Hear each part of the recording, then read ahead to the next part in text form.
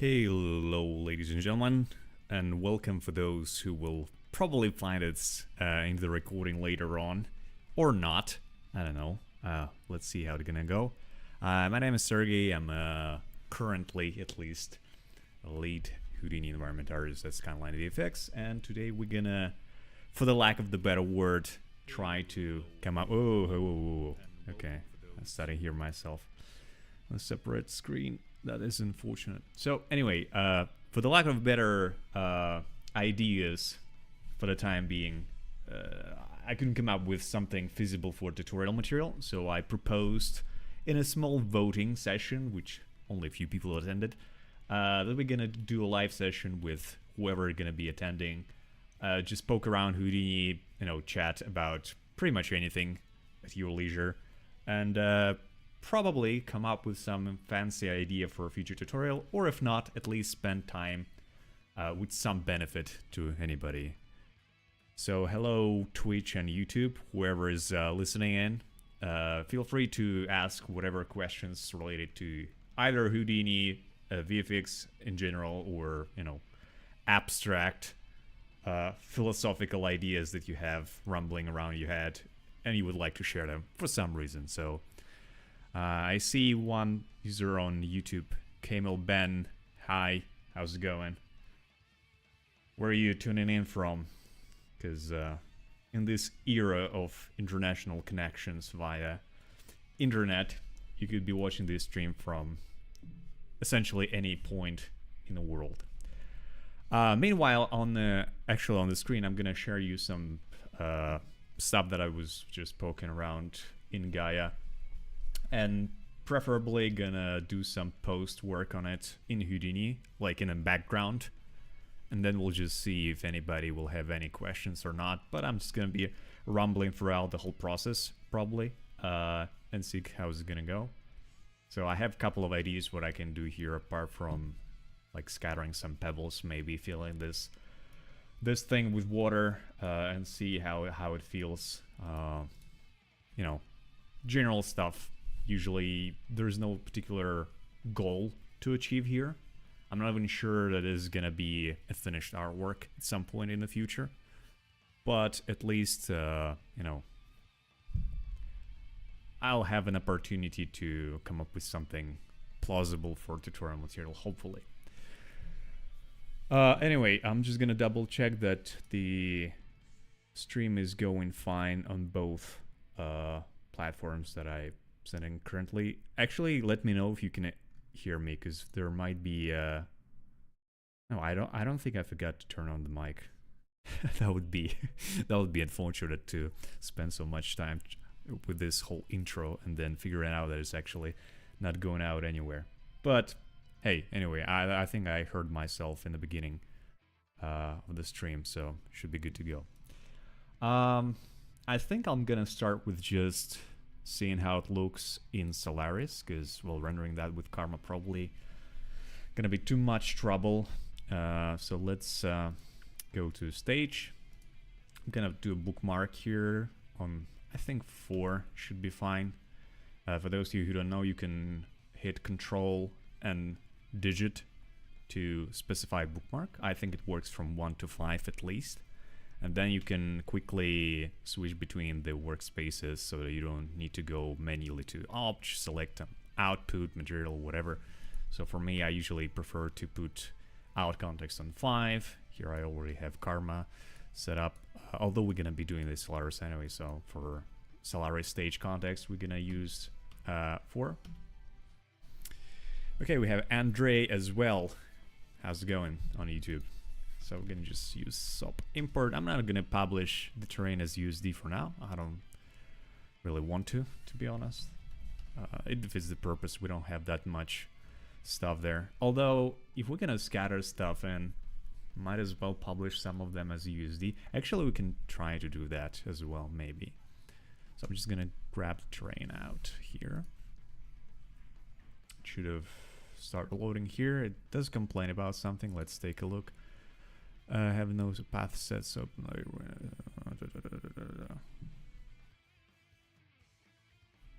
that's fine.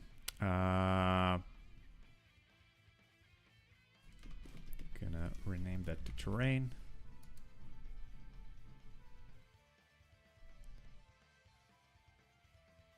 Okay, let me know if you hear some music, because preferably I would like you not to hear it, because if you hear it, then YouTube will too, and might be potentially giving me a strike for that, but either way, that will be our task for today, so let's not bother too much with it. So I'm gonna go and grab material library right away.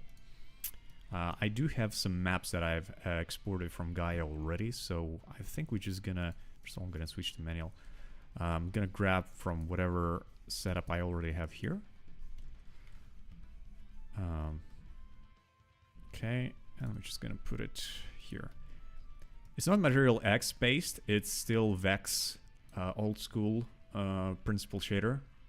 And I think I'm not gonna be using Material X for this setup in particular. I haven't been tested that for a while though, so I don't know. Assign to geometry, we're gonna assign it to our terrain. Material node, I think we go stage, material library, and our ground material. Right. I could have exported the lights as well and imported there through the scene import lights preset. But let's just gonna go and create environment light on its own here. And I'm just gonna grab it the same actually from here. I have a nice quarry HDRI. Oops. And we're gonna go and put it in texture here. Fun fact that intensity, even though if you might be using multiple render engines within the Solaris, intensity is not being recalculated to kind of match the same range from 0 to 1, let's say. So if you're using V-Ray, this intensity might have to be bumped up to 20, while Karma intensity of 1 for environment or directional light is pretty big already. So you don't need to usually play around with that much here. So let's give it a shot and try to import camera from the scene import. Sometimes it does give me this weird like depth of field issue, but just gonna uncheck manual and it should import the camera.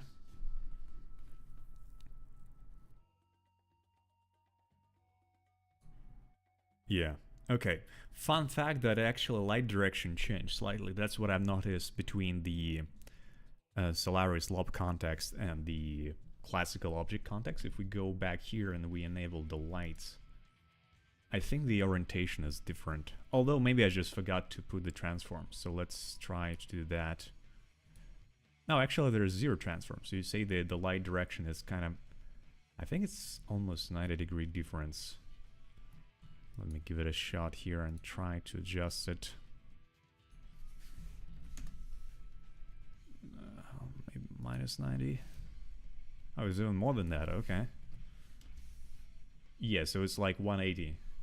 Interesting. Lyria02, yeah. This is English speaking channel, unfortunately. Although as much as I would like to do Russian, actually I can do both for the lack of the, you know, audience. But here we'll learn English as well as Houdini, so I prefer if you try to do your best and, you know, use the all the power of English language. I'm not putting the chat on the stream, by the way, for, I don't know. I don't have any particular reason for that, but I think for somebody in the future who would be looking this video, maybe they don't really need to see the same messages in there. Sure, Andre, no worries. You can check out the recording later. Anyway, so we imported the camera. Let me just put Karma node right here.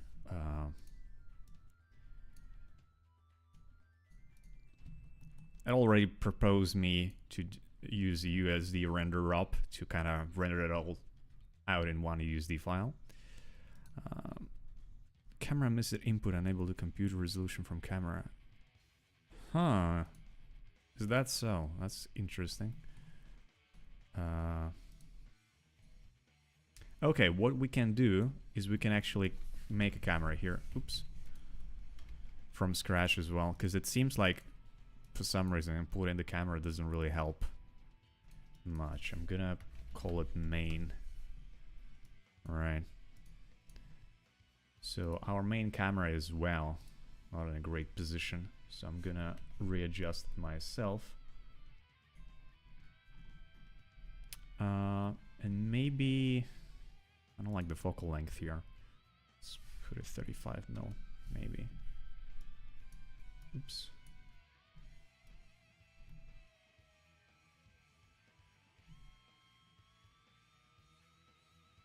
Something like that, maybe. Let's just double check what was the original. Okay, this was 24. Okay. Let's go and check it to... Okay, it's 24 mil. Yeah, I like this better, a bit wider angle. So I'm gonna just put it somewhere like this. Sravan, how is it going? How's it going? I was trying to ask you how's it going and how are you doing, and I came up with some in-between option for for this question. Yeah, learning English as well as Houdini for sure. Okay, so it does still complain about camera resolution input, which is weird. I'm just gonna delete this channel. It does propose a presets for offsource, so I mean, sure. Let's try and do that. I'm just gonna save my scene for now, and let's see if that already works to an extent, and that we can do something fancy. Oh, cool. Glad to hear. Are you a Houdini virtuoso yourself, or just learning, or just, you know, accidentally popped in from the YouTube recommendations of some such and has no idea what we're actually doing here? Because sometimes it does work in this way.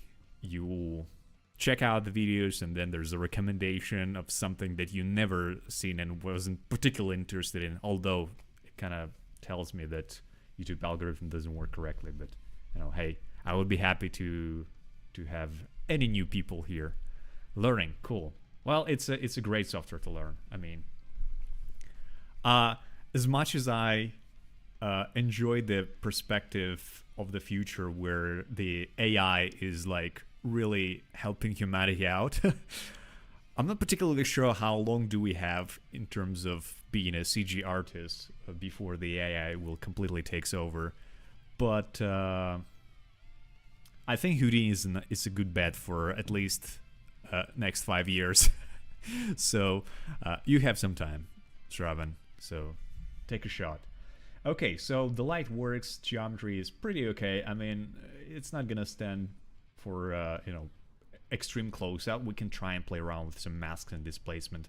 I haven't tested Karma on the large environment with a lot of displacement. I know that RenderMan can chew through displacement on enormous amount of geo, but I didn't have time to reinstall my non-commercial RenderMan version, so we're gonna go with Karma for today. Okay, so let's just add some water in here. I'm just gonna put it on manual to make sure, and we're just gonna add some water plane real quick.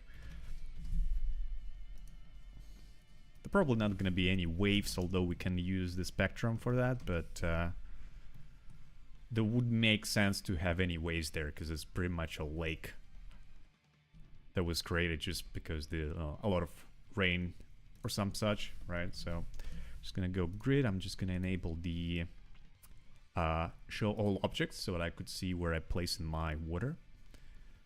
The grid probably have to be pretty big though, because this thing I think is several kilometers across. So we're gonna put, let's go 3,000 by 3,000. Those ones are in meters. I'm gonna uncheck auto update. We're not seeing it because it's probably below. I'm gonna hit F to focus on the grid. So there it is.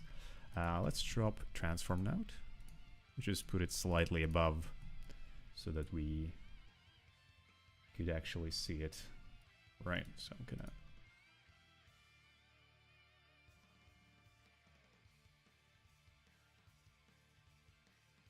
Well, somewhere around that, right? So I'm just gonna put a null here. It's a good habit that if you have a lot of stuff in, just, you know, specify where it actually ends. Because sometimes you can have multiple versions with different, like, type of variations of stuff. And you could name it like out clean water or out foggy water, whatnot. Especially if you have materials here. But for now, I'm just gonna put out as such. We don't need much more than that. I'm just gonna go back to our Solaris setup. We're gonna go and do another SOP import. It's actually, you can see that karma is calculating life. I think it's much more stable than, well, the previous version, so it shouldn't crash. Although I still sometimes prefer to, you know, switch it off to Houdini GL. It's just gonna take a bit longer than to restart comparatively to when it actually, you know, keeps running. So water, I'm just gonna call it water here. Oops, water. Water, we're gonna put a merge node here. This now has no materials. It's also complaining about something, but it was complaining about terrain as well. But I think once we do the actual, first of all, I need to create a material though. So I'm gonna do material builder. It's called Vex now, material builder. Before in previous versions of Houdini, it was just material builder, I think. So let's call that water material. Okay. Usually I prefer to, like when I work with non-refractive surfaces, I use Principal Shader, which is the equivalent of, you know, Pixar surface or whatnot. But for refractive materials, I just use classic one. I don't know, I just got used to it. We can just plug it directly here. We're not going to use any displacement on it. For those of you who don't know, you can hit Y and just keep it pressed, and then you can cut all the connections that you want. Instead of like going that and then plugging it, you can just hit Y, got it. Should be good to go. Okay, so for the water, we don't need diffuse, reflect base, GGX, okay. Metallic known, okay. Coat, we don't need coat. We need refraction though. Gonna go for GGX. I think thin film refraction means that it will just consider this surface as just a singular surface, so like a window plane for example, right? So we're not gonna check that. Do I use Clarice? I do not. And as far as I know, actually, Isotropics ceased to support the software, so they're not gonna develop that any longer. And from what I know, DNAG, being one of the biggest clients for Isotropics, switched out. Well, at least I heard that they began the process of switching to Houdini from Clarice. So I'm not even sure if this is... I mean, I still know that it's much more efficient in rendering large-scale environment fast, but I have no idea whether it's have something for the future development. Okay.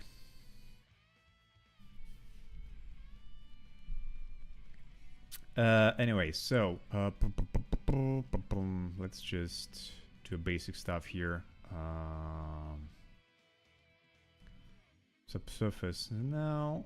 Color, roughness. Actually, let's do it live. So we make a base of it, and we're just gonna fine tune it while it's running. So water material assigned to water. Okay. Gonna save. Gonna kick off Karma CPU. For now, is needed to water to do on. I don't know.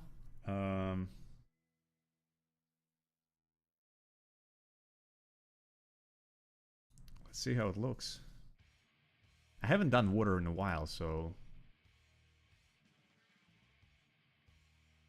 Okay, so first of all, let's see what's going on with roughness there.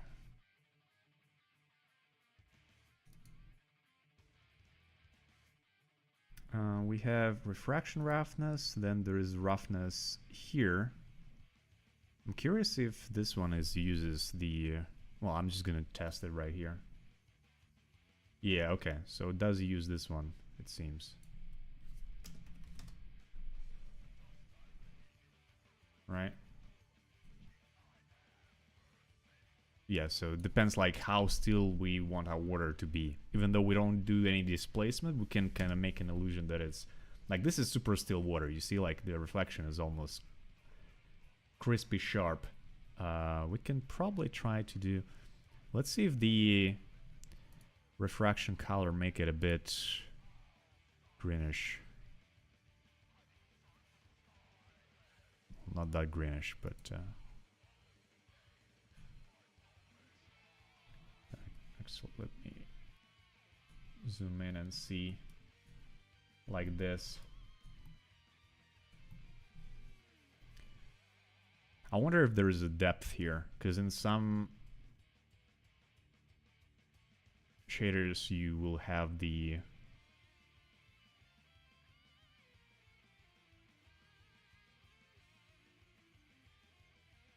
let's see how refraction roughness go here.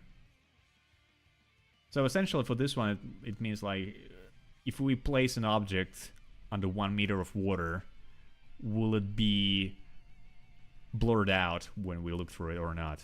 That's how I understand the roughness for refraction. Normally I just keep it the same, actually. It's still a bit too green. I'm just gonna...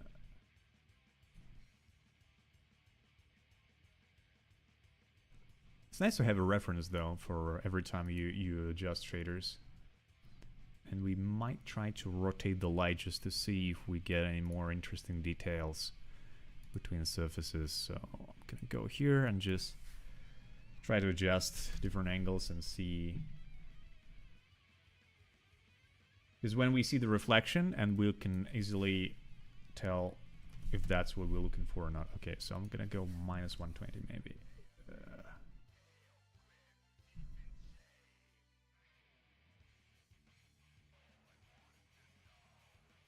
I think it's pretty good, actually.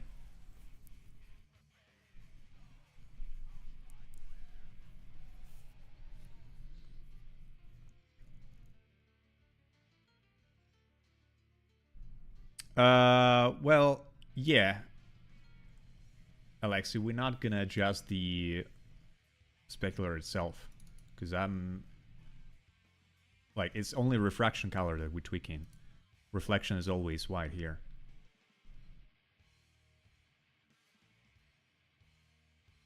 Is this what you're referring to? Because maybe I'm misunderstanding you. The lighting is not that dramatic. And because this is essentially a height field, we right away see that the lack of details here and there. So I'm gonna go back and rotate it even more, just until I find the angle that I'm particularly happy with. So actually, is there a control for... yeah.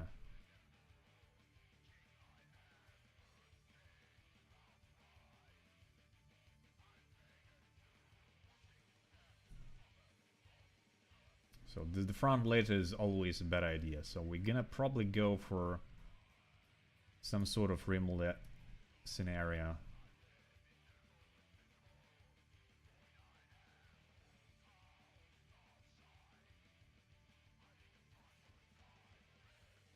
So we have a nice highlights here.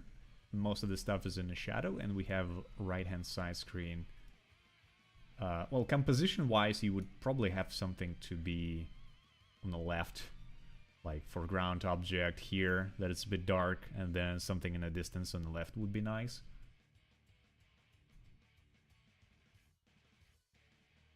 So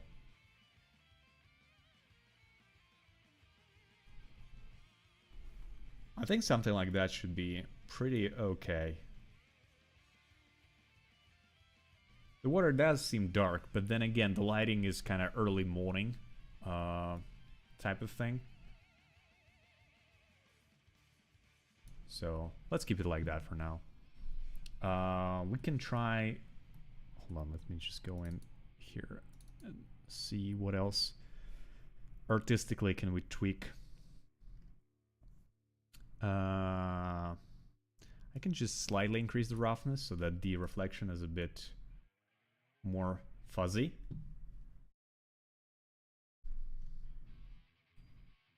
But I think for now, we can play around with the water height as well and see. I'm not sure if I'm happy with having this piece of sky being reflected there, because it kind of gives us a hole in the middle. So I'm gonna adjust the height of the water plane probably. And I'm gonna do it here so that we're not, you know, going back and forth between object context and the stage. So I'm just gonna slightly lower it. I wish I would have updated live though, because it's kind of thinking too much about it for some reason.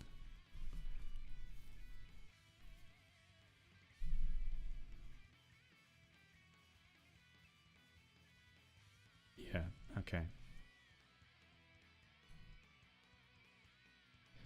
Or maybe then I'll have to just change the angle slightly. Of the camera, I mean. Let me check if I can.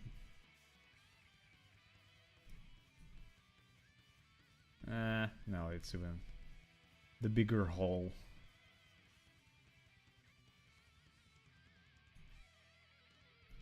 It's unfortunate because this particular HDR does have this nice morning light that works for a quarry setup, but clouds not there. Like you wouldn't have like this blue sky with fancy clouds here and there, so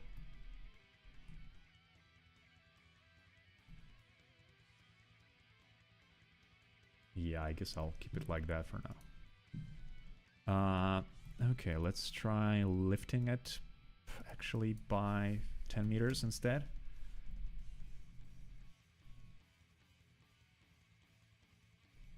Will it be able to keep it, like pull it here actually? Hold on. Let me scale it by 2. Oh shit, okay.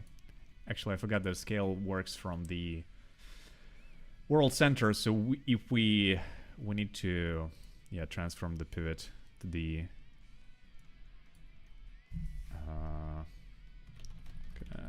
oops.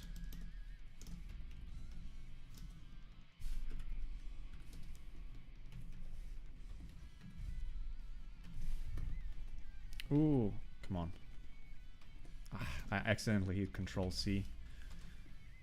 So I'm gonna put it in centroid here, here, and here, right?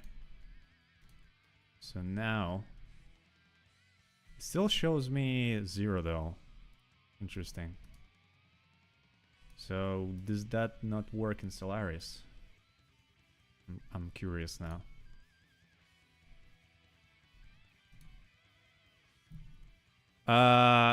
Well, Alexia, it's the same thing, to be honest. You're just using the globals while I'm just using the... Well, let's see if that works in Solaris, because I'll be curious if that's... Oops. The fuck?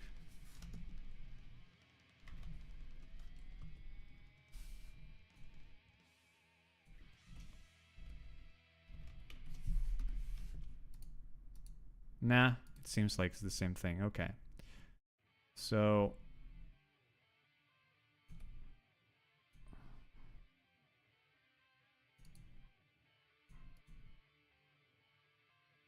Let me just give you an example. Oops. No transform. I'm gonna hide the lighting. So this one is over there. So if here I would put the same expressions. Oops.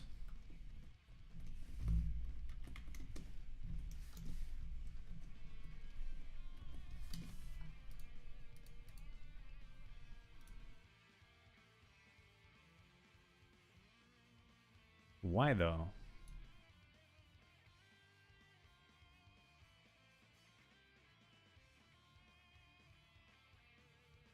Okay, now I'm a bit confused why it's actually placed in Centroid, still in the center, while it should be not there.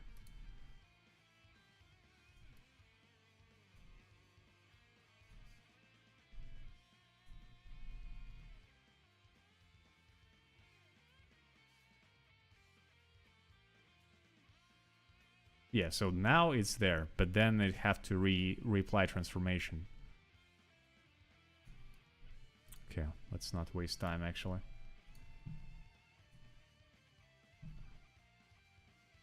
I'm just gonna scale up the water plane even more.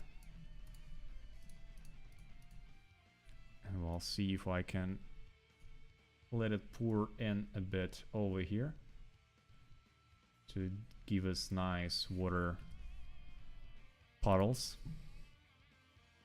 Let's go back to Solaris. Oh shit, okay, so we do have this. Although it might look cool, let's see how it goes.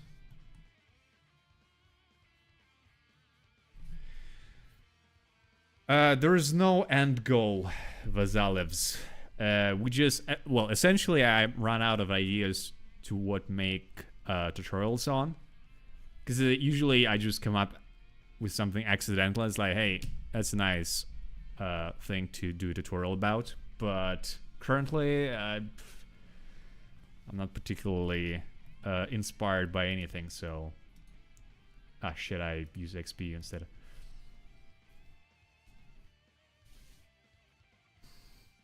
Yeah, well, Crafting Magic is a working title, essentially. So far, we've been crafting problematic environment rather than any sort of magical things.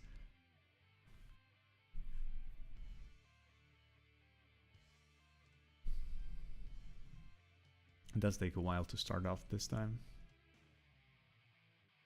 But essentially, the idea was if anybody will be interested in just joining live and, you know, post some questions or proposing topics for future tutorials or just, you know, general discussions, that would be nice. Oh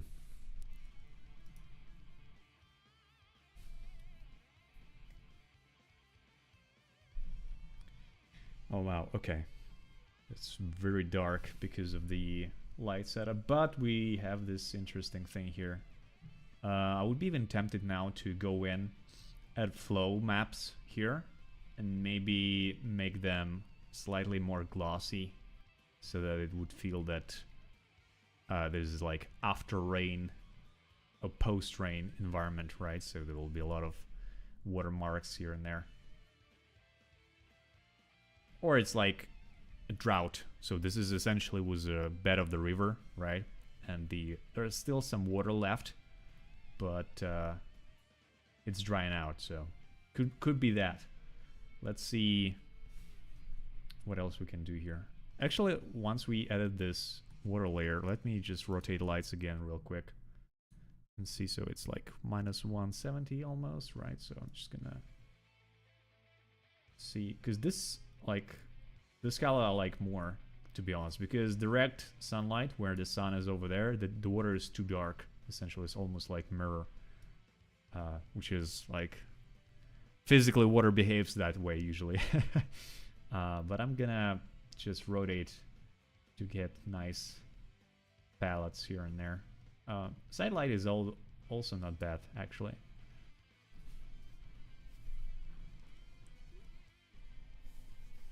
Hard to tell regarding the scene assembly. Normally you would do the assets independently. You publish them as USD and then you can assemble stuff, well, either way. It depends how down the road the studio is with the Solaris setup, because it's still relatively new compared to, let's just say, Katana or Claris or, you know, conventional softwares. So I would normally do the base camera work in the object context, especially if I'm doing terrain, because it's much easier to adjust terrain and camera accordingly in object context because it's much quicker. And then when I'm particularly happy with what I get, then I put it in. I mean, I can still use this without publishing USD, right? So I'm just still pulling it from object context essentially. But I don't know. Scatter-wise, probably I would still do the point cloud conventionally and then just use instancer here, right? So if you put instancer, let's just say on this terrain, here would be the cache of my points that I've done via classic scatter tools in object context and just catch them out. And here I would just flag all the objects I would like to scatter, for example. Let's keep switching back and forth. But I think from what I saw, the angle that we got now is much more successful.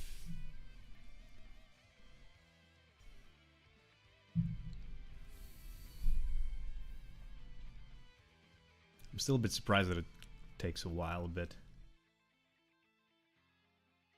But I think in general this lighting is pretty good, right? So I'm almost tempted to do Karma fog here.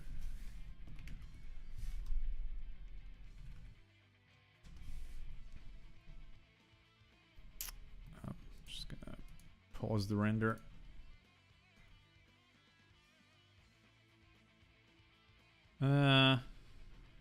Well, let's go with default settings first, and then we'll see if that gives us anything fancy or not. I'm gonna restart it just in case, if it has to be applied, or reapplied rather.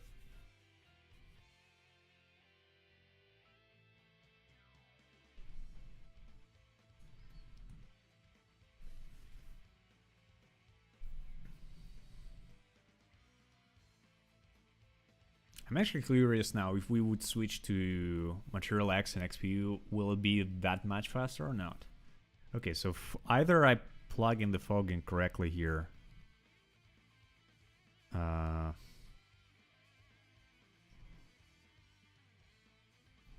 I'm curious where this... Oh, sorry, this is where the fog box is. Okay, so if this is by default 1 by 1...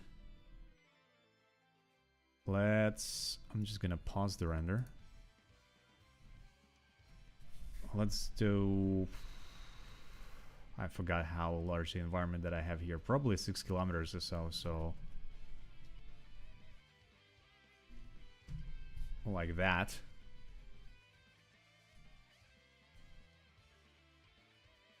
Okay, so... there is something.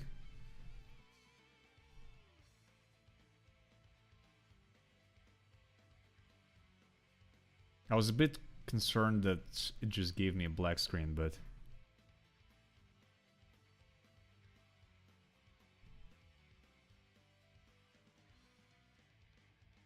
it would be weird that you would have to restart the render every time you adjust the... Yeah, okay, so...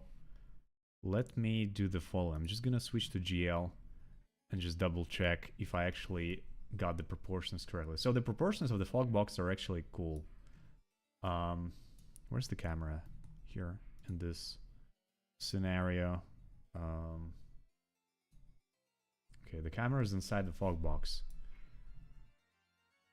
I remember, like, in early days when you actually have the volume in front of the camera in this particular setup, you would prefer not to have the camera be directly inside of it.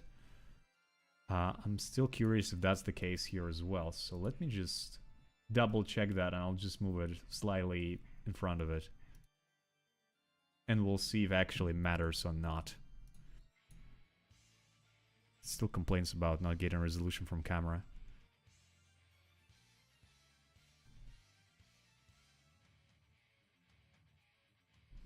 What sort of resolution is that, though?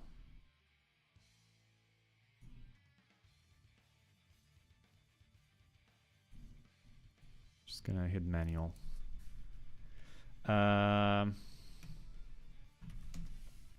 Okay. Gonna save, just in case. And restart Karma CPU. Okay, So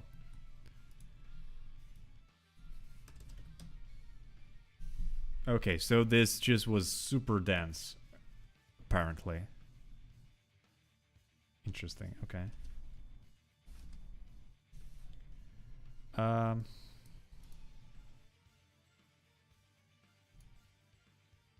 Okay, so now we get some sort of fog. Okay, so now I could slightly tweak it.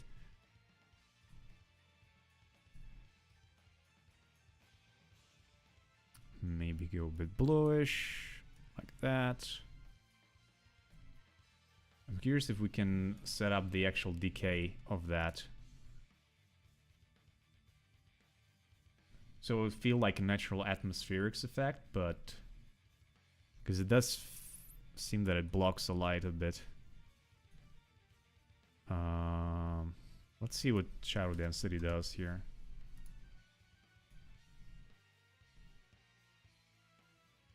Okay, so now it doesn't feel like the light is blocked, it's just this smoky overlay. Let me just double check. So if I put it 2 now, yeah, so now it becomes very dark. So okay, shadow density, let's find a sweet spot in between maybe.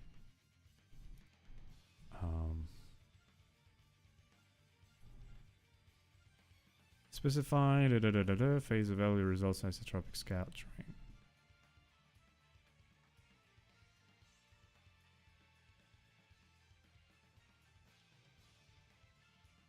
Well, I'm gonna adjust the color even more towards blue, to be honest.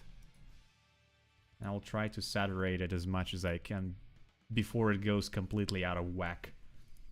So normally I would match it to the sky.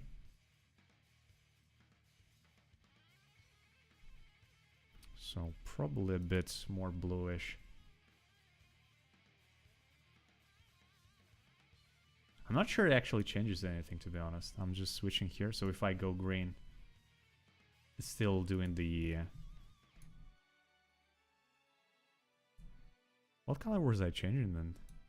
Okay, there you go.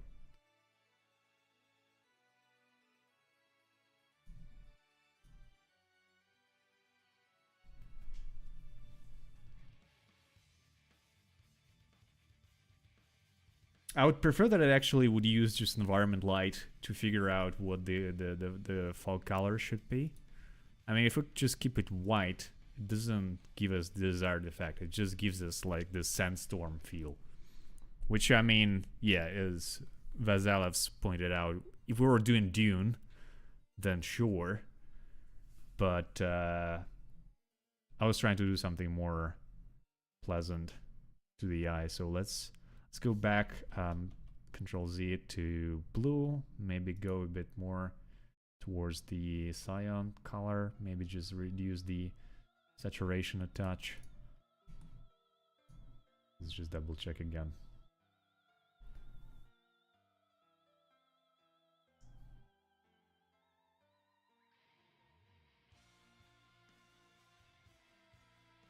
Well, I mean, we could just match to the HDR background object, so there is some sort of hill there, and you can tell the color. So value-wise, we're okay because, well, it's physically based rendering. So, but the color-wise, I would say it's maybe I gone too far towards cyan. Just have to go a bit more bluish, maybe something like that.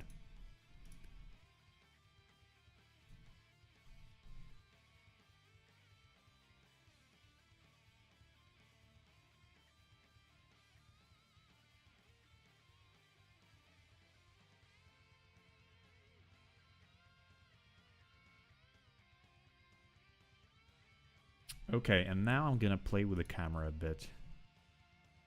Let me see if I maybe can find something more interesting, like closer to the water maybe. I mean, it's not gonna do justice to the height field because it's not meant to be viewed at this... Oh, shit.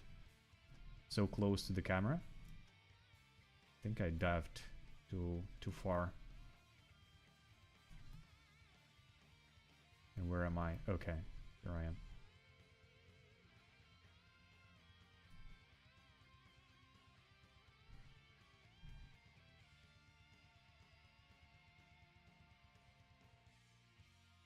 Okay, a bit to the left, a bit closer to the ground.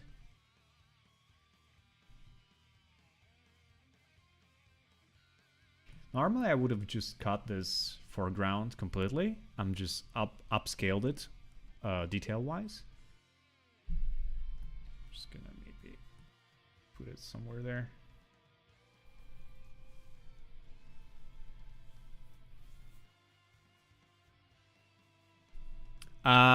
Yeah, but there's no, I don't think there's an option to plug in some sort of mask into the fog, unfortunately.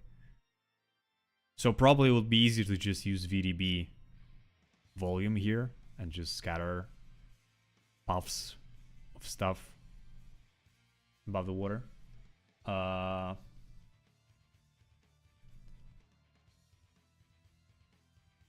Okay, now I'm more curious whether we can get some fancy detail here and there.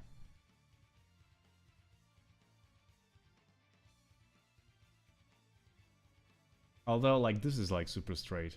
I mean, it was supposed to be a terrace, so maybe it's fine, but now the more I look a bit, then maybe I'm just gonna go for slightly further from the ground.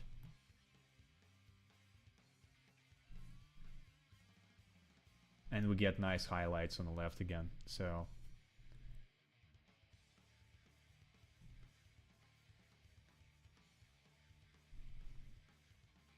Maybe this is a better option, although I tilted a bit to see more of the sky.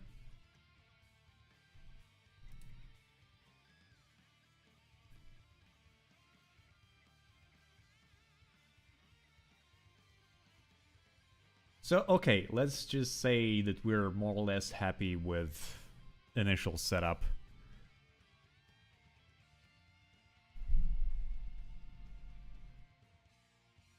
What, you mean this area? Well, this area is, I don't particularly fancy altogether. I mean, here I would just drop a whole bunch of different boulders and rocks and stuff so that you wouldn't see this plain ground, essentially.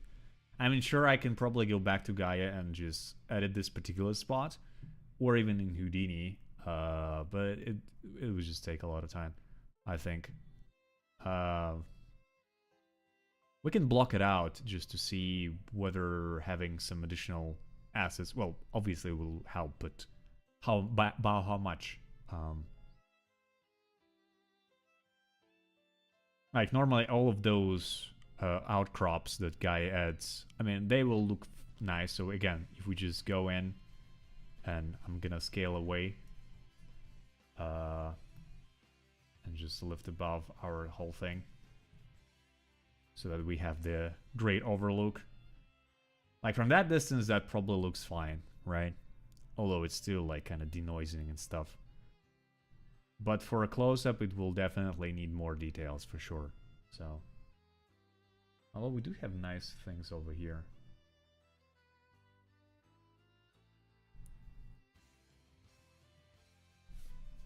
Thanks, Alexi. Have a great day. Well, night rather. So we're gonna go back to our camera here.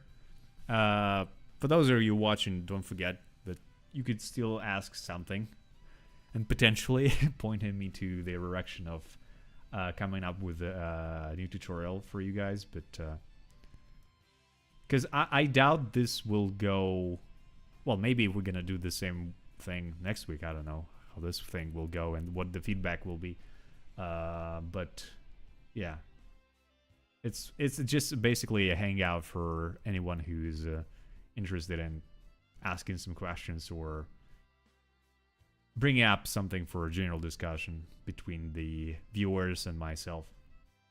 Okay, so I'm gonna pause this. Let's try putting in some stuff in there. I wonder if I did publish some rocks as USDs, because I don't remember actually. Probably not, which is unfortunate, but we can still scatter some stuff here, bring it through the SOP import, because it's not going to be that much.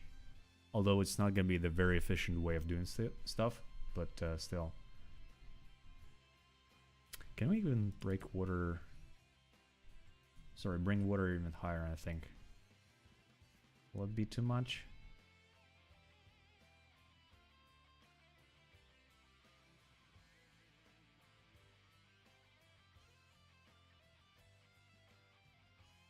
Like that. Because I have this, we have this nice rim.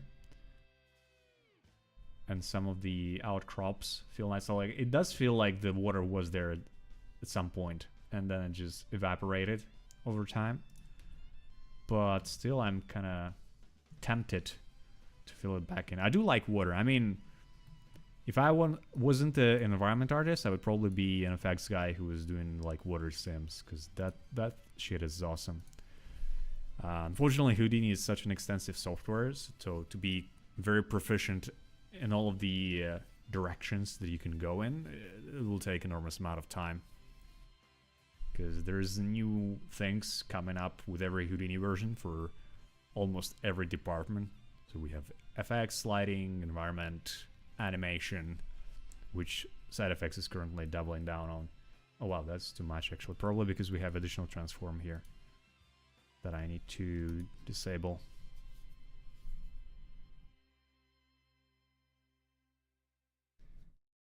So are you into a bit of origami action, Vasilevs? Folding, unfolding paper. Yeah, it doesn't really help with our particular topic, but it does create some sort of interaction between between the streamer and viewers. Actually, this one is more interesting in terms of the objects that we get. I mean, this side is still a bit... and maybe I went a bit overboard with the amount of water now. But still, if we, you know, sprinkle some pebbles, rocks here and there, it should be okay. Although I'm not sure I do have the assets on hand. We can come up with something real quick and just see how it goes. I'm gonna pause this. We're gonna go back to stage. So I'm just gonna do geometry. Rock.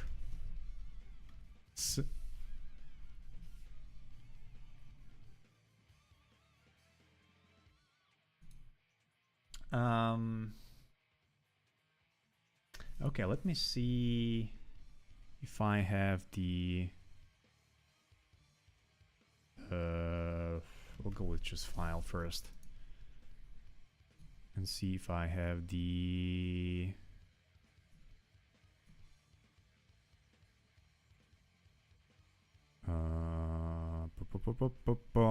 geo rocks.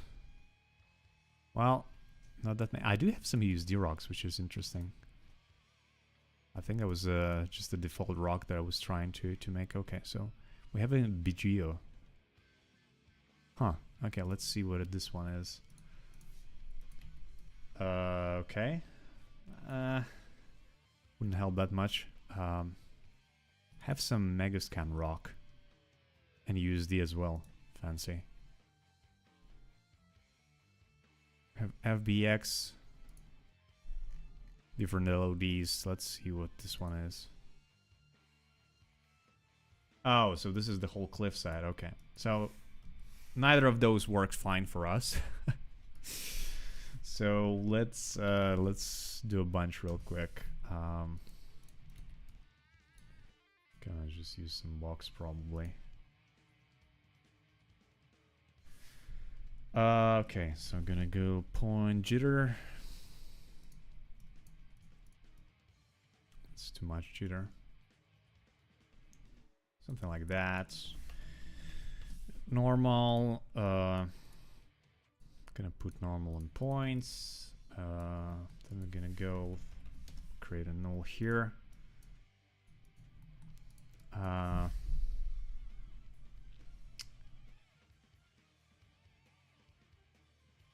Go setup, right? So the idea is that first we're gonna, like you would do in a real life, first you cut the edges, right? So we're gonna go with clip. Just gonna try to set up the stuff. So we're gonna do point here, which requires surface node, point number, string attribute, and index. So we need geoself, which is 0. For now, we're gonna go with point number 0. We need base it on position, and then 0 index, which would be x, right? So I'm just gonna copy and paste this 1 for y, and then 2 for z, right?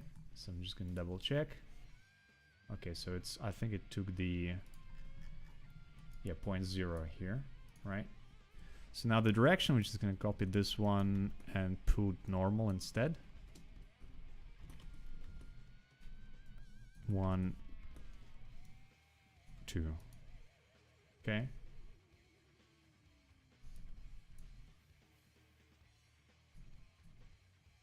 Okay, so it does clip the edge, right? So now the only thing we need to do is do it for all the edges. So that will be easier if we just do for each loop. I'm gonna go for all points, I think. Actually number, and we can base on points. So count, feedback,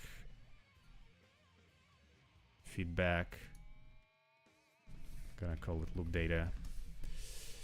Here we're gonna just go with endpoints of our setup, right?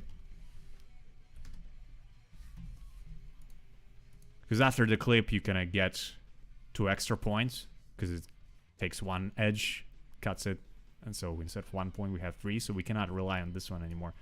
We're actually gonna do it like that.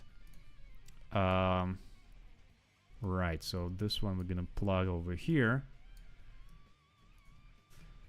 Okay, so first, instead of the point number 0, which will change every iteration, we actually gonna use our loop data and refer to it via detail. So I'm gonna point it to our loop data here. And then we're gonna go and use iteration. Oops, iteration. And then index 0. I'm just gonna copy this thing. Ah, shit. Sorry. I'm just gonna copy this thing in place of all 0.0, right? So we're gonna do this instead of doing that to 0.0 every time.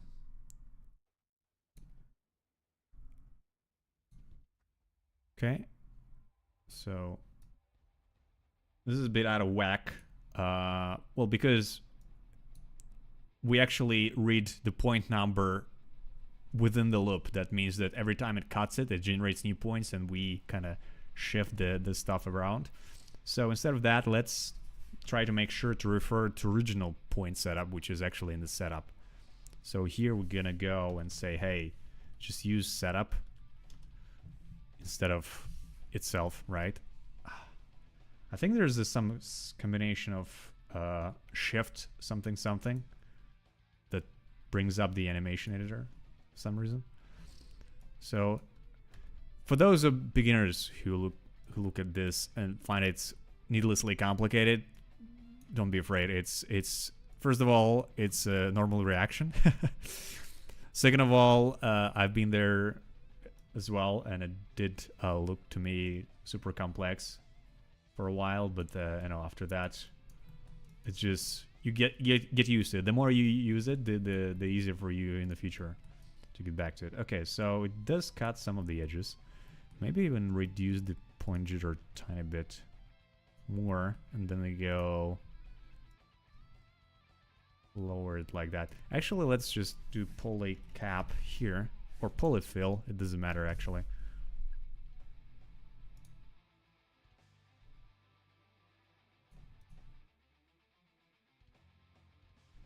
Okay, so some patches were not, yeah, because it's probably disconnected a bit, right? So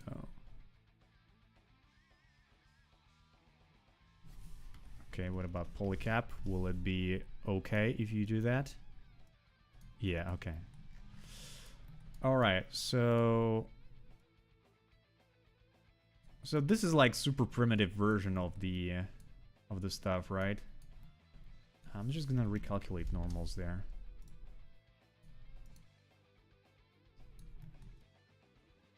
We can do a bevel, probably. To just smooth it a bit further before we can actually convert it to... Oh, there's some unfortunate edge in here, but hopefully if we just VDB from polygons this stuff, it should go away. Right? We can try VDB smooth it out. Even, right? So, well, that's too much.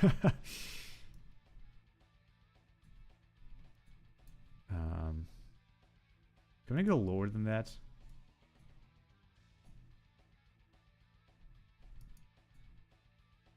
Just gonna try. Okay, maybe we don't need that for now. Convert back, I guess.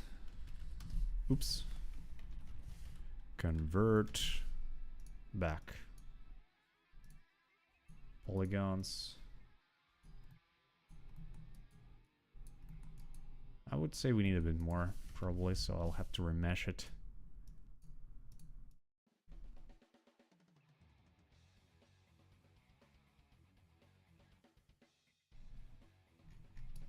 Okay, and probably then just use attribute VOP to just play around with noises and stuff. Maybe that was needlessly complicated. I probably could have just started with a sphere, convert it to VDB right away, and then just play around with noises. But, you know, the more nodes you know how to use, the better, because, you know, you never know. How many times I said no in the last sentence? Anyway, try to do a bit of variation, not to rely on the same tools all the time. That was my point that I was trying to sell. Okay, so let's go there. I guess we start with just trying to display it by normal. So I'm gonna go and add turbulent noise here. And then we're gonna go displace along normal. Fit the position here. I'm just gonna go fit range here just in case it's gonna be too much. Gonna put it to scale. Gonna go here. Gonna go here. Okay.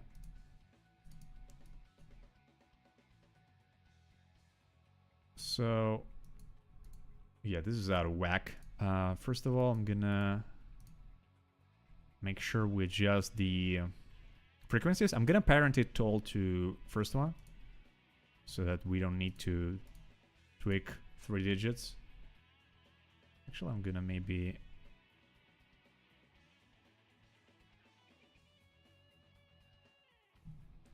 I'm also gonna feed it into the color so that I could see the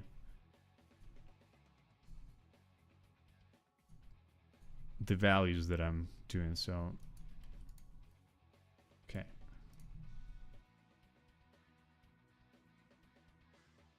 Bit more contrasty maybe, and then we'll use the... Gonna remesh a bit more because it's definitely too few details, right?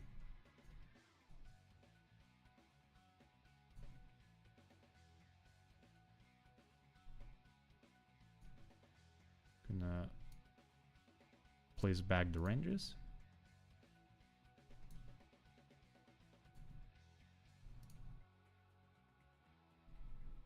Okay, gonna grab another noise. Gonna use maximum here.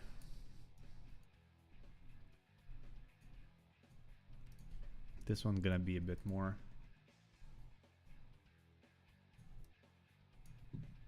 Okay. I go with alligator this time.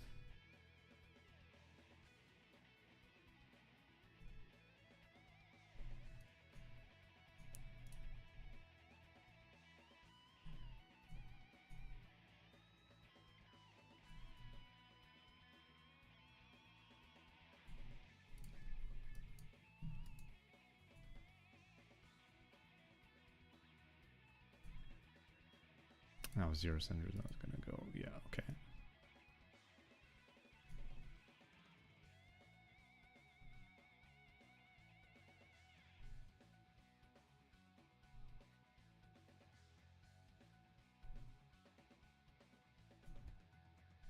Okay.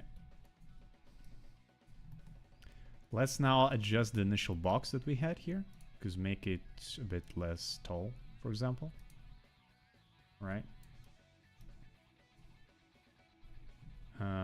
Just gonna go here to see what's what.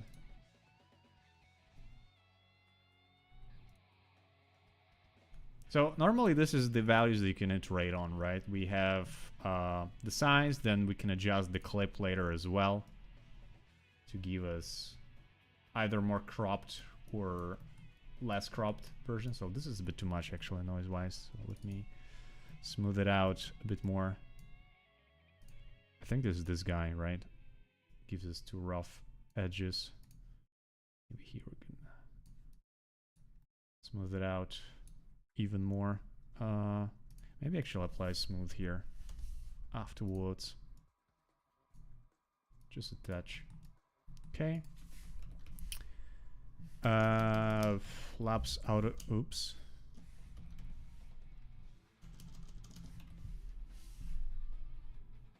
Did they remove auto UV or did it switch to UV auto sim? Let's take a look.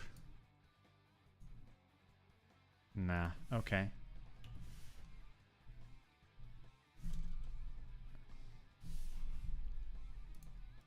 It's gonna try UV unwrap this whole thing.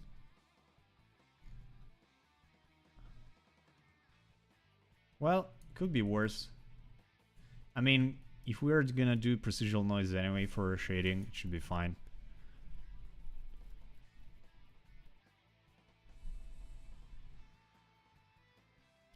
Yeah, I just forgot. I mean, I haven't been using Houdini 20 for a bit, so I was almost used to the previous versions, and I remember there was Labs Auto UV that for some reason is not here anymore. Maybe I'm missing the shelf. Hold on.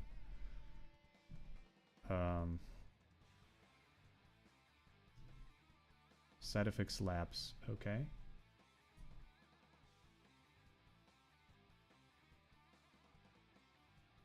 Shit. Okay.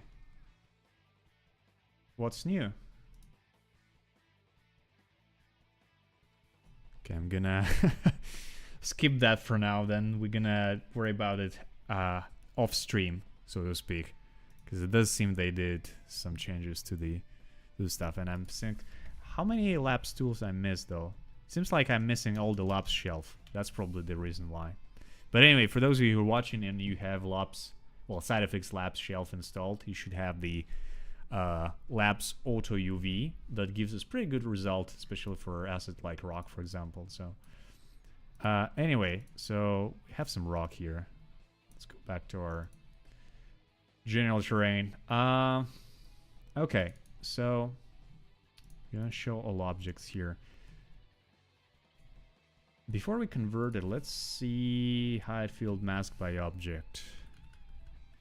Where is it? Oh, sorry, I didn't need by object, I need by feature. So I'm just gonna... So, okay. First of all, let's see where the water plane lives now. High field mask by object. Actually, yeah, I did need that. They rename it to geometry now. Huh, interesting. Okay. I'm gonna object merge our water plane then, I guess. Okay. Just gonna see the result.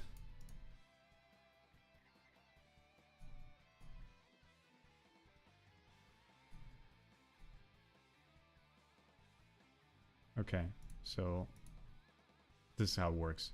Okay, so this is whatever water covers, which is pretty okay, I guess. We can use that, so we won't scatter anything below. I mean, we can still shift some of the stuff so that we have some scatter where the water meets the shore, right? Because it usually is a nice arrangement when you have some objects that kind of slightly deepen themselves into water, but still you can see them above them.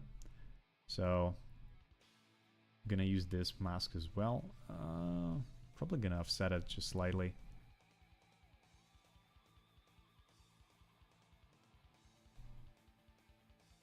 And then, well, I did select, so we're gonna use this to cut our initial masks here. So slope-wise, sure, we can go for, so nothing like, we won't scatter on slopes, obviously, so rocks usually don't like to live there. Also, I'm gonna probably use flow field just to get us this nice pattern of stuff floating around. Because you would expect sediment to accumulate in those places for the most part.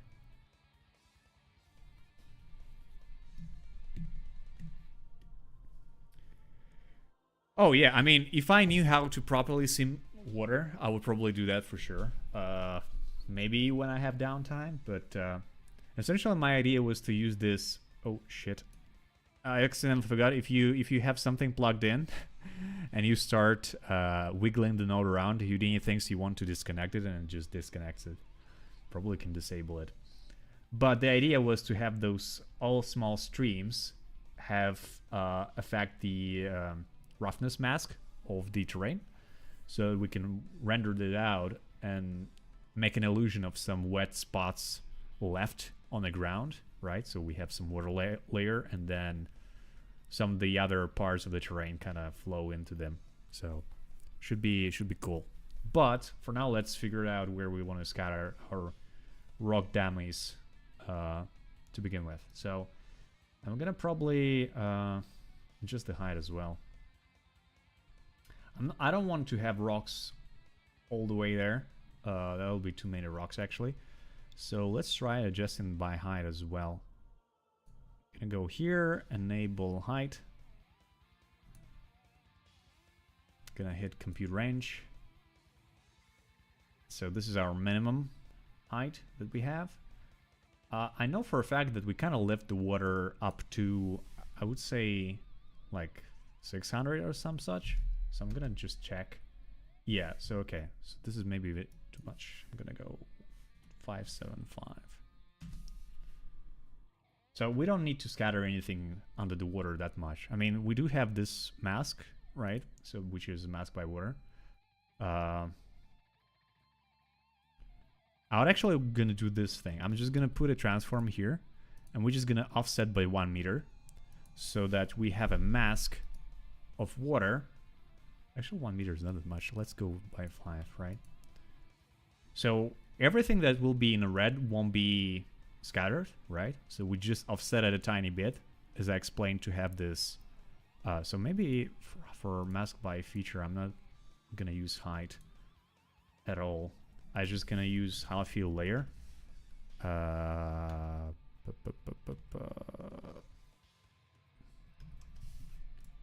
Right? And then we're gonna use this one and that one. We're gonna specify that is subtract, and we only do it for mask.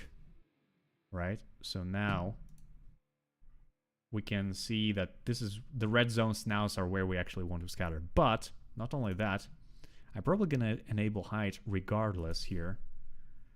And then I'm gonna clamp something from the top. I don't want to have rocks, the pebbles rather, over there. So we're gonna do them only in a specific range. I would say 700 maybe.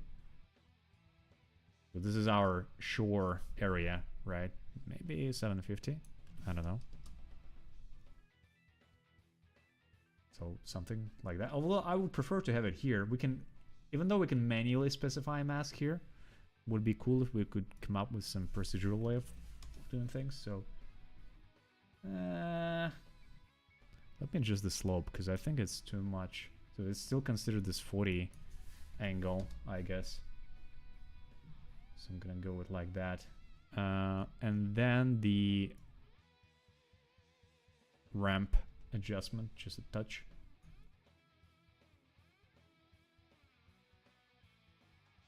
The same for the slope.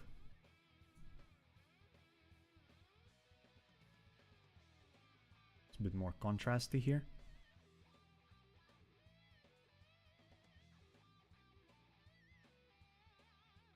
Okay, and then we're gonna try and do high field mask noise. Hello there, Nico. How's it going? I'm gonna go with multiply, obviously. Amplitude with, for now. When you're working with mask on high fills, you should consider keeping amplitude on 1. Because normally everything above 1 will mess up your further arithmetical operations, such as subtract, divide, and so on. So even though if you think you don't like the contrast that much, just still keep it on 1. I mean, you can enable center noise to play around with the settings, but in our case, I would probably go with something lower, element size-wise. Something like that. Actually, you know what? I'm gonna even layer them separately. So what I'm gonna do, I'm just gonna plug the noise here. Flow field, we're just gonna keep it elsewhere. I'm gonna add replace. So this is an initial noise mask. Then I'm gonna do another one. Plug it into this one. And we say multiply. And we enlarge the scale, right? So basically have some sort of fancy pattern here. Actually, maybe we'll go in post-processing here. Do we have a gradient warp? Okay, so I'm gonna use that as well. I'm just gonna try to tweak around the noises back and forth, because when you just use a, you know, conventional, especially like something default, well, sparse convolution, I would say default, but like Perlin, you would start, you know, notice it after a while. So the more variation you can come up with noise-wise, the better. So in our case, we can maybe I actually adjusted it too much, because I'm kind of losing a lot of details. Although if I maybe put it this way,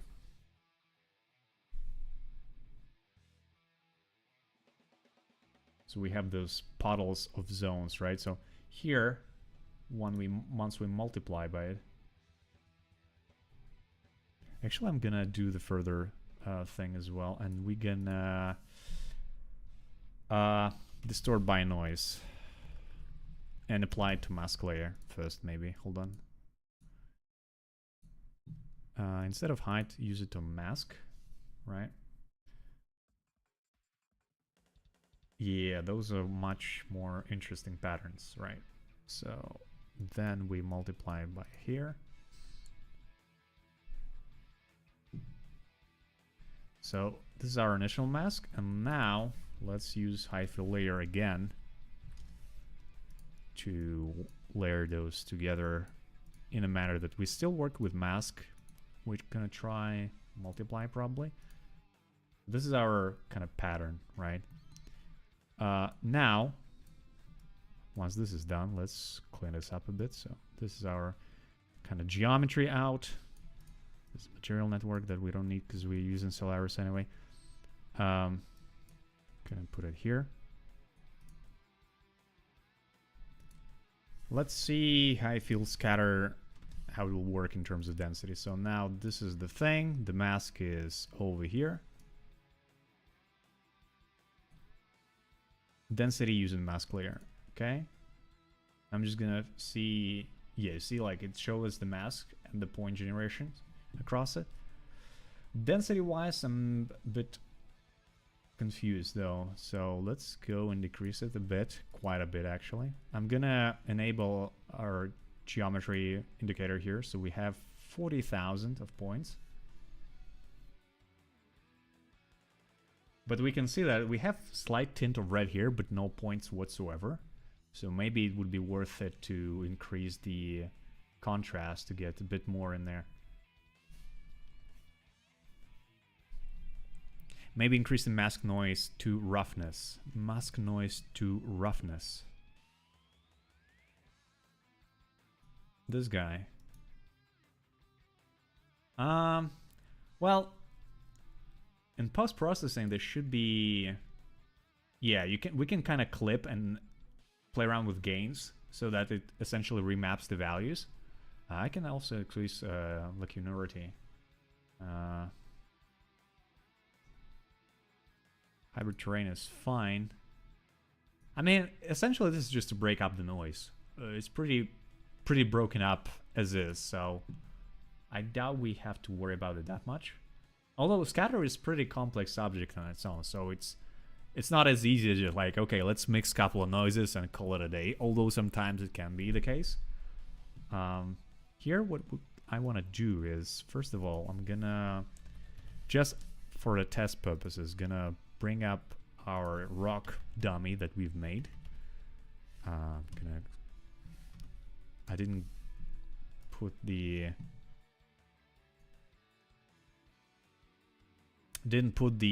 null in there. Okay, so we have one object here. Probably have to scale it quite a bit, because I think we've made it only for 1 meter. Let me remove upcoming terrain. So we do have the primitives, as you can see, so they're very small. I'm gonna transform it by, I don't know, factor of 10, so that we see something, right?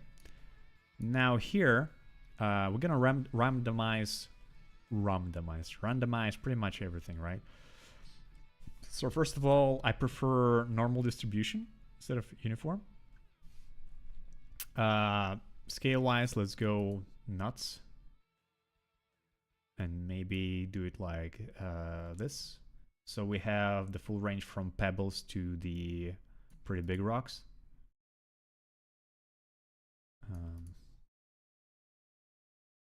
Too much. Okay.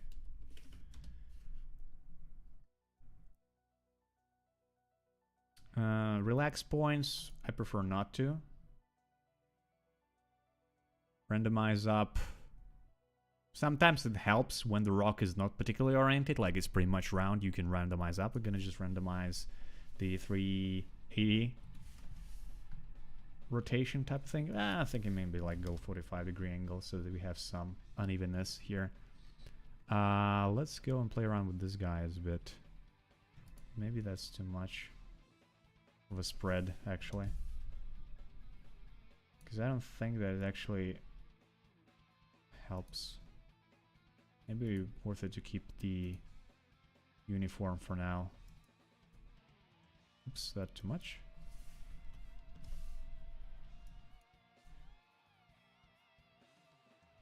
Also, you would prefer also to you would prefer to fit some sort of noise to drive the scale of those rocks as well.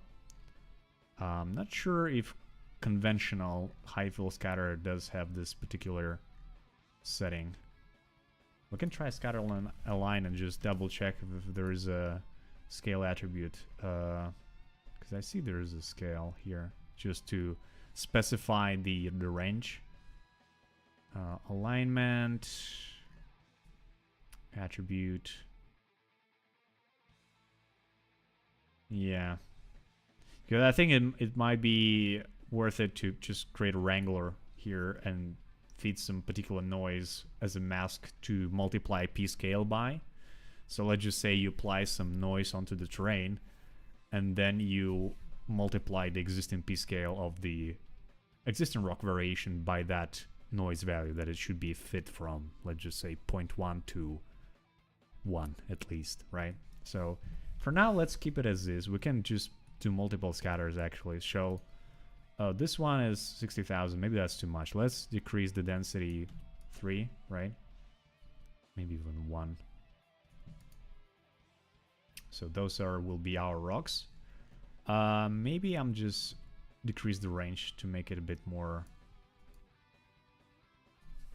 I think we're gonna come back to the default one, but I'm just gonna scale those up a bit. Right. Also, let's just compare how they look together so that I could see what we're doing here.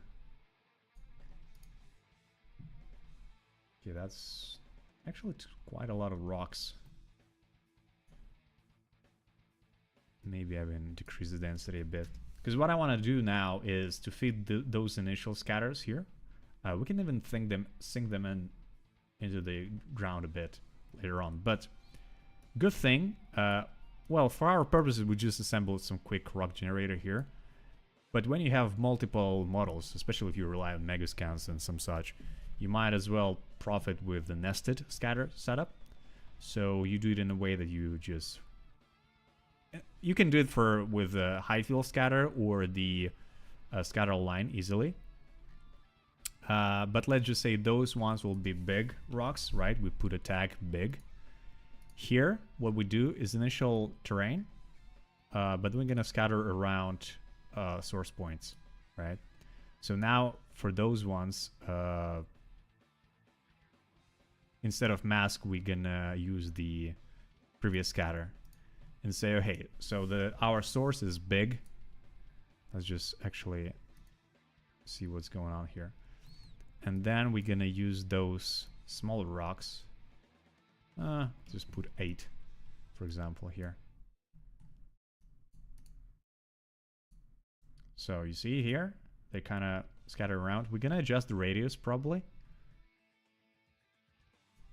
to make sure they're further apart from initial rock that they've been scattered around.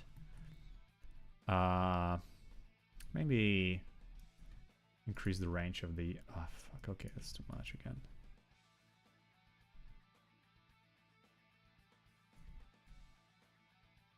Too much. I put it actually slightly below that. We're gonna put like mid here. Oops, no, not here. And tag name.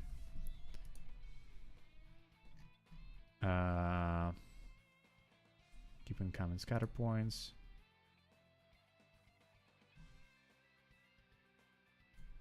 Because I'm curious now if we actually have all those here or not. So I'm gonna check the geometry spreadsheet here.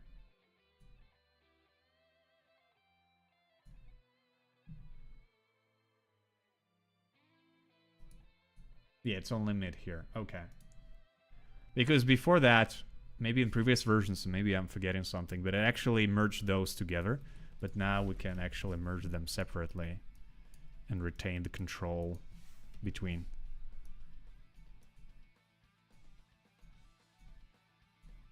So now you have kind of more complex variation of that.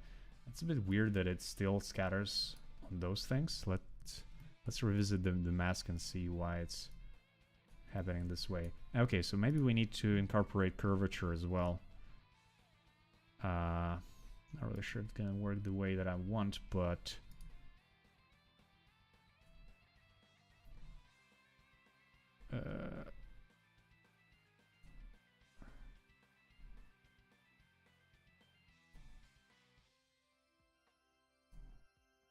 maybe we'll have to set it up separately and just subtract from existing mask.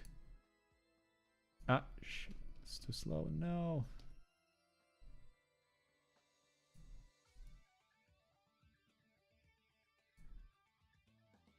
And then I'm gonna go to the slope and just double check that is... Yeah, okay. So now if we go back here, still some stuff is over there, but never mind that. So, and you can repeat those, you know, setups as many times as you want. So you have maybe like huge boulders, then just big rocks, then middle rocks, then small rocks, then pebbles, and you can just nest them this way so that you would expect that smaller pieces will be clusterized around the bigger ones, and that way you will have something more complex rather than just, you know, doing them independently and hope that it will look good, right? So, and the same way it can work for trees, right? You can have huge trees, then you can have saplings, then you have, let's just say, bushes that around those saplings and in between trees. You can make sure they're not intersect, because there is a void constraint points here somewhere, I think. Hold on, just gonna confirm. Maybe I'm missing it with the scatter align tool. Just verify that real quick. Yeah, so there is a void constraint points, and there is a constraint point group, and then there's a radius scale. So I'm quite curious, why didn't they put exactly the same functionality in the height field scatter? Because it would make sense that you don't want to Maybe if it's only when I relax points. Yeah, okay, there you go. So when you check relax points, it actually proposes you to specify the group tag, well, point tag in this particular case, that you wish those particular points have to avoid during the scatter. Well, for our case, we don't really care. Just gonna keep it as is. How differs your current node tree of something you built in an actual project?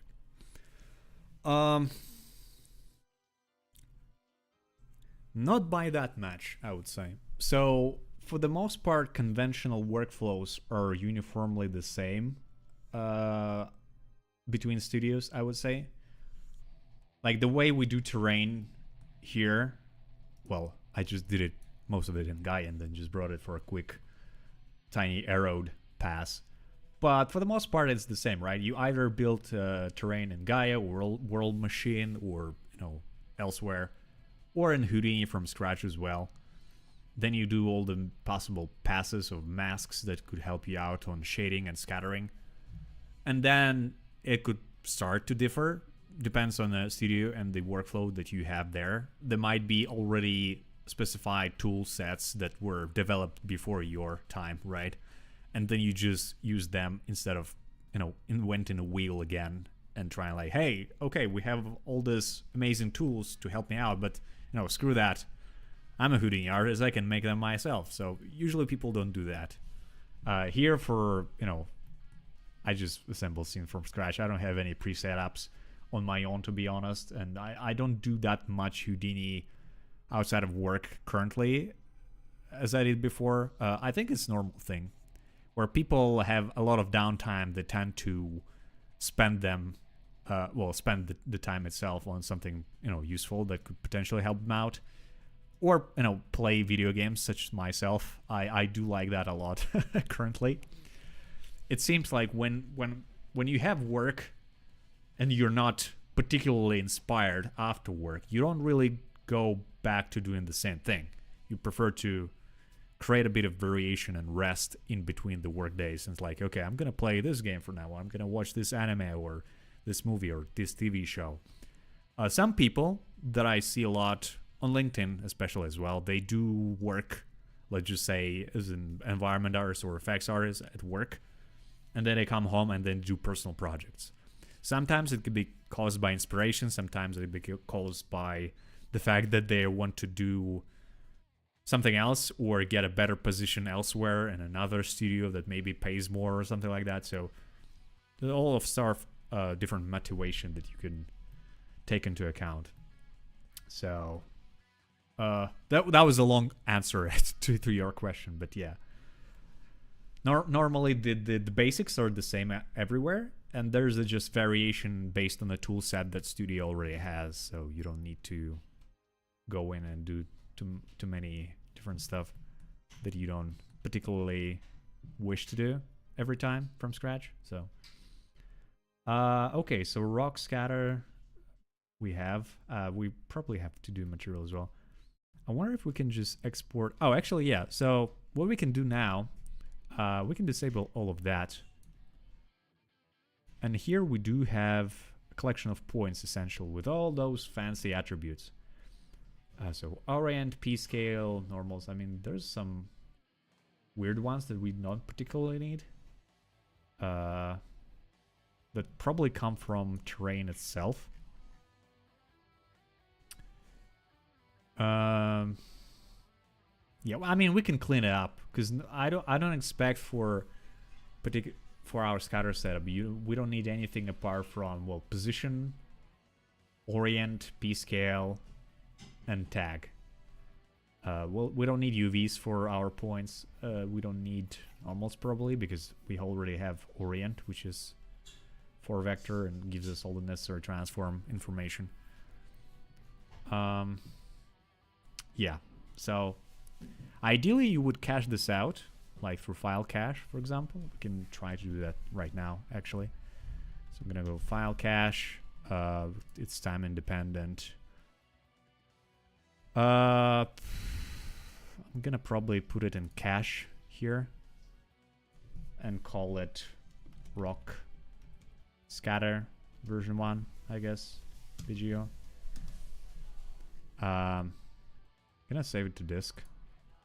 So there's a cache now, and here we have null, and then we call it out scatter, for example. Right, so our terrain is still over here, right? But essentially, after that is done and it loads from disk, we can try go into Solaris again and see if we can actually instance the rock. I'm gonna switch the setup to Solaris here. Hopefully it wouldn't crash, because I need to get access to our resource gallery. Okay, so let me try bringing an instancer here. And then here we can actually object merge our file cache, which is here, and then it's in terrain, and then it's out scatter, right? So then we see all our points here. Null. What we can do is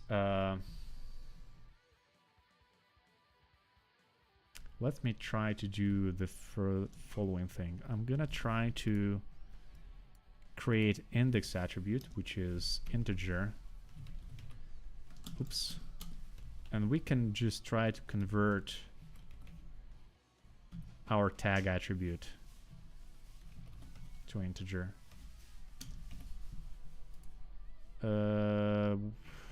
Okay. Oh, the tag is actually float. How is it float though? Should be integer, no? Oh, it should be string. Let me just double check the tag.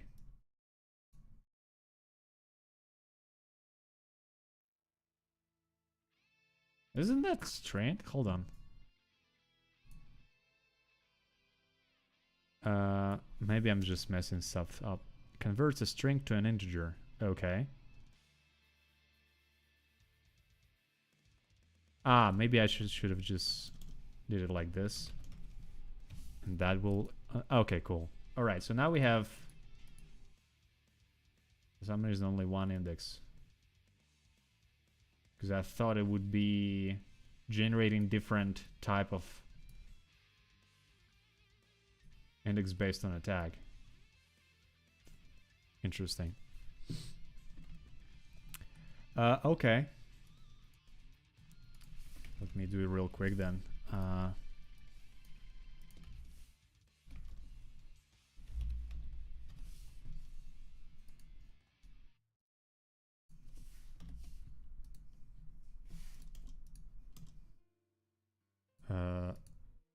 Okay. All right.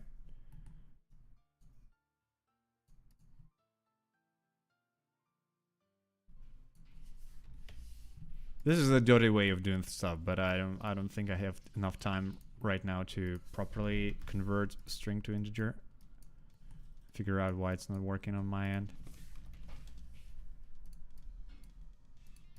So we have kind of two types of rocks with two types of indexes. So here, what do you expect once you have the collection connected to it, that you go here and say like prototype index attribute, and then based on the index attribute that we actually created, it will scatter stuff in there. Let me see if we have the gallery set up here.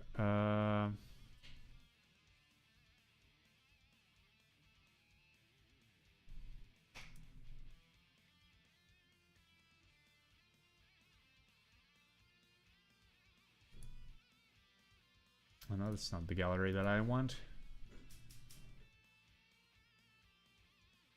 Asset Manager, is it called? Because previously it was just called Solaris Gallery or something. Library, maybe. But now I can't seem to find it. Maybe it's here actually. Let me just double check.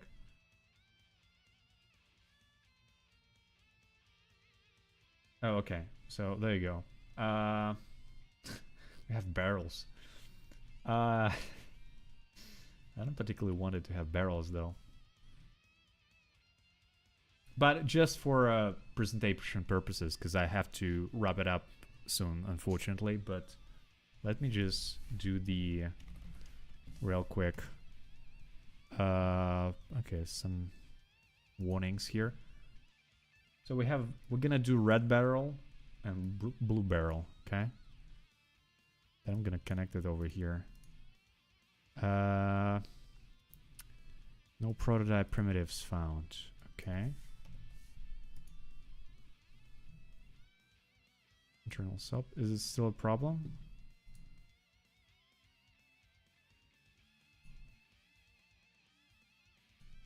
Are those not prototypes though? Because I thought those already published as USDs. Oh, okay. Oh, no. Okay, it seems something worked for a second and then it stopped. I wish I could have brought the USD from other... Can I quickly component publish this whole thing?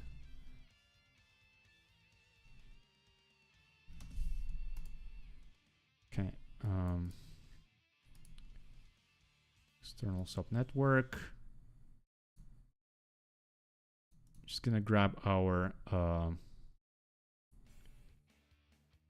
rock here.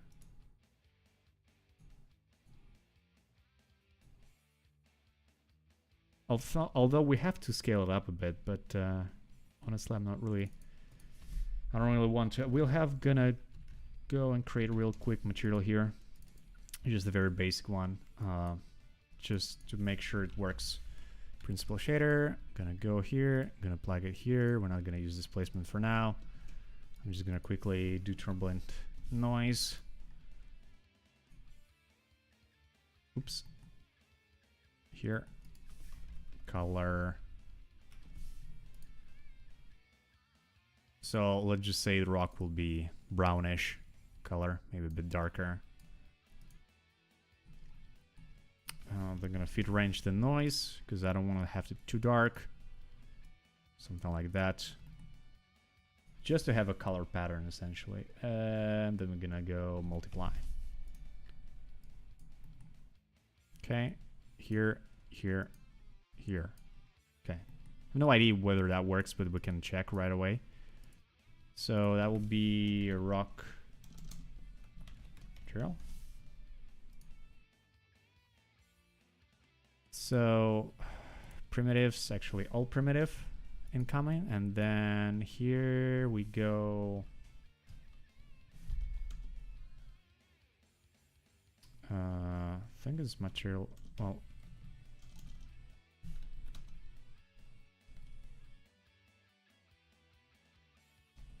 I'm not really sure this is correct path though. Hold on. I'm just gonna try to do this.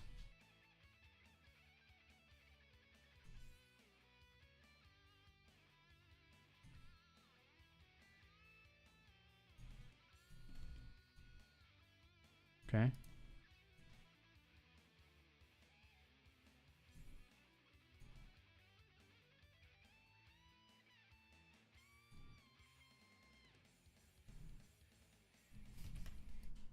Okay.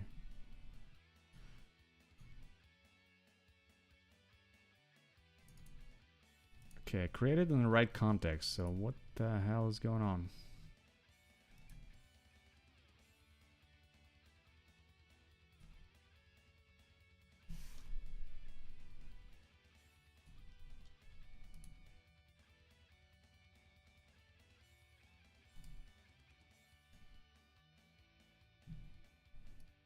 Okay, well it's brown now, which is kind of what we wanted. Okay, let me quickly go here.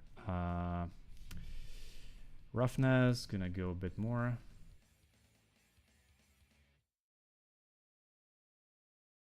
I think maybe because the noise is a bit too much.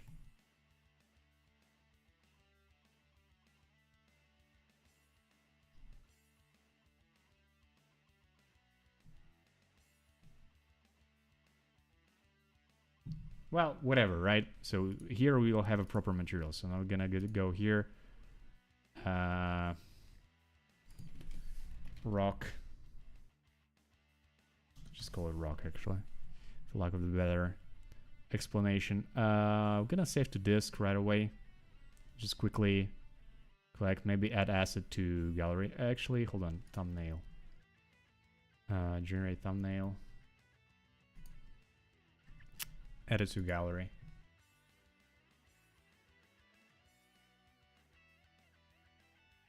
Did I use the wrong gallery? Hold on.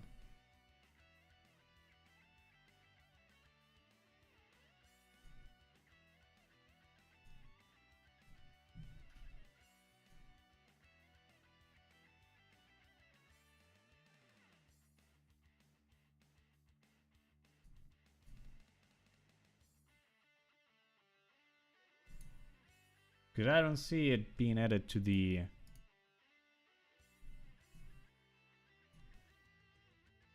Interesting. So it actually saved the rock here, so they used the exists. I'm curious why it's not being added to the gallery now. Oh my god.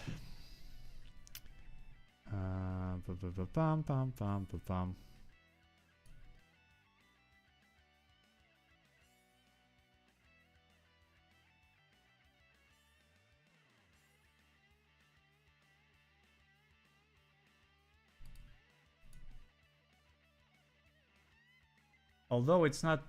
Hold on, this is not the one that I have.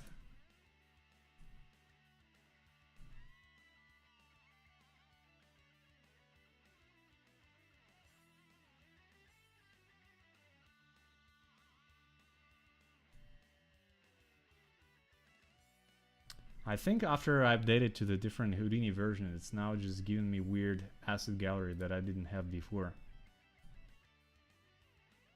Do I have another one though? Can I add?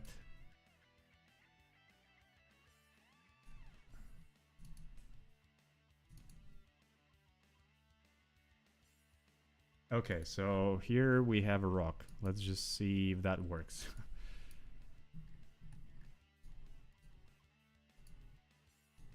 Well, it still will complain about prototypes.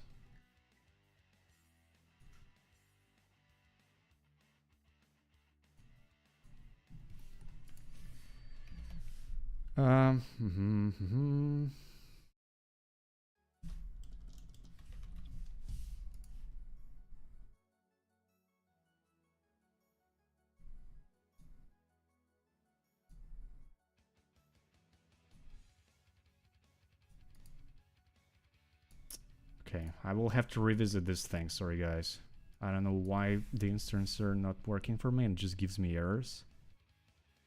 Which is, I haven't been doing that before. Let me come back to our camera.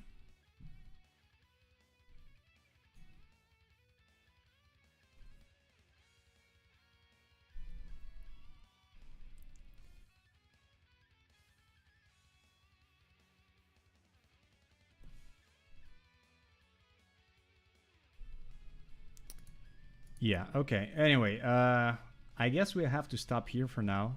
And let's see how the feedback will be for this particular type of content. Because I'm not sure how useful that is in the end without me actually going through the proper ways of preparing the tutorial. Because this is just raw R&D thought process on my side. So I do appreciate your questions when you ask them. But for the most part, people just sit a bit in the shadow and look for something to happen on the screen. So I'll put that recording on YouTube channel and see how it will fare.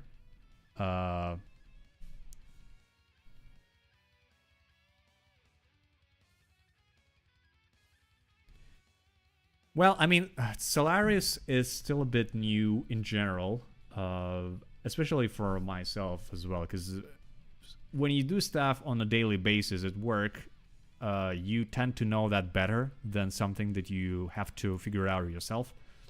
I did this before for a couple of personal projects in the same manner, and it did work back then in previous Houdini version. So I'm not really sure why it's not working for me now in this version. But I've only recently updated, so might be Might be something to do with that. I will have to double check. And anyway, please leave some, comments to this video if you find it particularly interesting or not. And then we'll say, well, then I'm just gonna go play some games. Either way works for me, to be honest. Serious. Yeah, no, Adrian Lambert. Actually, he was supposed to be our next guest. Back in the days where we were doing guests. But it seems like everybody were too busy to come up to agreement, and he didn't want to do live session for some reason. He only would do it like edited version. So I know that he has the Solaris kind of tutorial series on his channel, but the problem is that so does Official Side Effects Houdini, and I watched both. And still something gives me trouble. So as I said, you have to do it on a daily basis to know completely what's going on. So I'm gonna save my scene for now, and see you guys around later on. So thank you for everybody who attended, and it was fun to an extent. So let's see how it goes. So cheers, everyone. Thanks for stopping by.